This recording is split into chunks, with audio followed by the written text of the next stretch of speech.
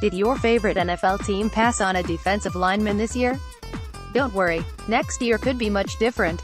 With the 2018 NFL Draft in the books, the scouting eyes have already begun turning to the prospects filling out the 2019 big board.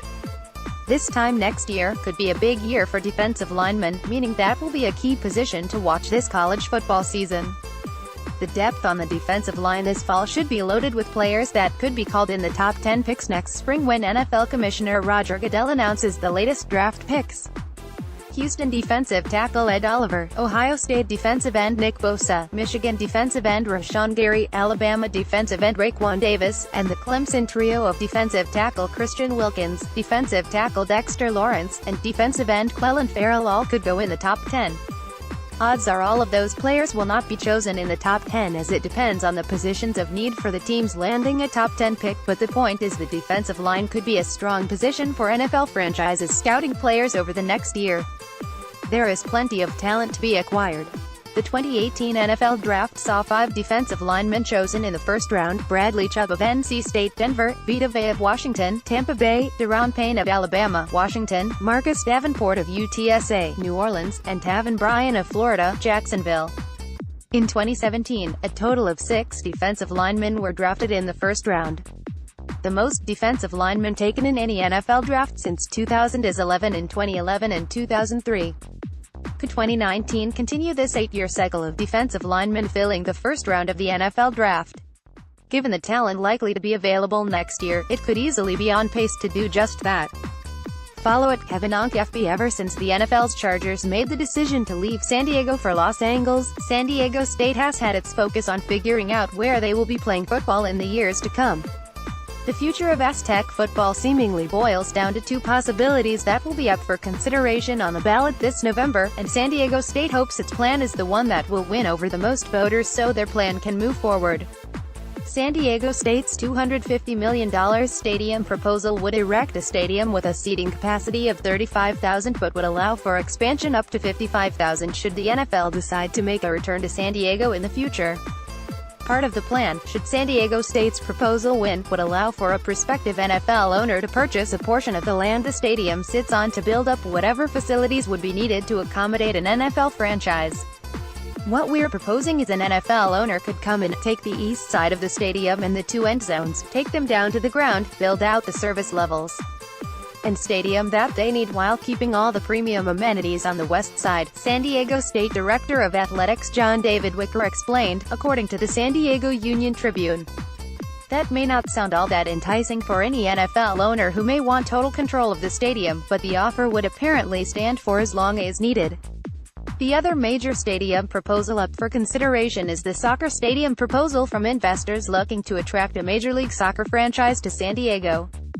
The soccer stadium plan would include San Diego State football in its plans, but the option for an NFL franchise would come with a timeline with an expiration date.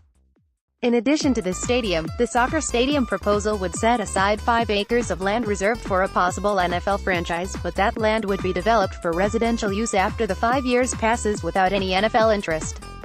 Ours doesn't sunset in 5 years, Wicker said. Our opportunity to build an NFL stadium will be there as long as we have the site there. The other key aspect of this stadium proposal from San Diego State is the land would belong to San Diego State. That is a nice financial incentive on San Diego State's side with or without an NFL team showing interest. San Diego State's proposal also includes the possibility to host an MLS franchise as well, as it has become clear any new stadium will serve as the home site for San Diego State football and a prospective MLS franchise. And while both options have flexibility for the NFL as well, voters will decide which of the 2 plans they like best in November. If either plan receives a majority of the votes, it will be the one that advances to the next stage of development in San Diego. The city of San Diego seems content to realize it may no longer be building a structure that will one day welcome an event like the Super Bowl back to the city. And while not ruled out entirely, it would seem any new stadium built would lack in the appeal for a possible future college football playoff national championship game as well. In the meantime, San Diego State has extended their contract to play football games in SDCCU Stadium through 2020, tacking on 2 more seasons to a contract that was set to expire at the end of the 2018 season. Follow at KevinOnkFB. Fresh after learning quarterback Shea Patterson will be eligible to play for Michigan this fall, Wolverines head coach Jim Harbaugh shared his thoughts on how to fix the NCAA transfer process moving forward. Simply put, a school accepting a transfer could pay for a scholarship to the school from where that player is coming. Say a school like Michigan gets a player from Eastern Michigan or Central Michigan, maybe you've got to pay the scholarship back, Harbaugh opined with media following the football program in Paris, France, according to MLive.com. For transfers, maybe you've got to pay the scholarship back? That is definitely an interesting concept, and in theory, it could incentivize a program losing a player to move quicker in sorting out the transfer process to allow a player to move to a new school. Patterson eventually won out in a drawn-out transfer battle where Ole Miss was initially reluctant to approve a waiver to allow the former Rebels quarterback to be eligible right away this fall. Under Harbaugh's proposed transfer plan, Michigan would be on the hook for covering the cost of a scholarship for Ole Miss. This would bring the college game closer to a professional sports level, with one team having to pay another for acquiring a player. Harbaugh is aware that this would blur those lines a bit, just so there doesn't become free agency in college football. Harbaugh said, per MLive.com. That's the thing I would worry about. But I think scholarships should count as two, or pay back the other school for the money that they have invested, potentially. It may be just another idea floated by Harbaugh that may not gain much traction, but sharing new ideas is always a good idea if it leads to a conversation about improving the game and can open the door for a better experience for the player. Follow at KevinOnkFB. Matt Millen has seen it all in the game of football over decades in the sport as a player, broadcaster and executive, but he didn't see the fight he is currently incoming. In a long profile in the Morning Call this weekend, Millen revealed that he is battling a rare disease called amyloidosis and very likely needs a heart transplant as a result. He currently is undergoing chemotherapy designed to help treat the issue, which is the result of abnormal proteins building up in organs such as the heart. While I'm still up on this side, Millen said, I'll enjoy everything. The entire story is well worth the read and goes through the years it took to properly diagnose the disease and the subsequent problems like shortness of breath that Millen has dealt with. It certainly sounds like being in shape from years as a star linebacker at Penn State and later in the NFL has helped us. He's in a better position than others dealing with amyloidosis and still able to do things like mow his lawn and even continue his passion of building furniture. Millen says he'll still be in the booth this fall for the Big Ten Network even as he sorts out his medical issues, and everybody, even Detroit Lions fans, are certainly wishing him a speedy recovery as he deals with this life-threatening disease.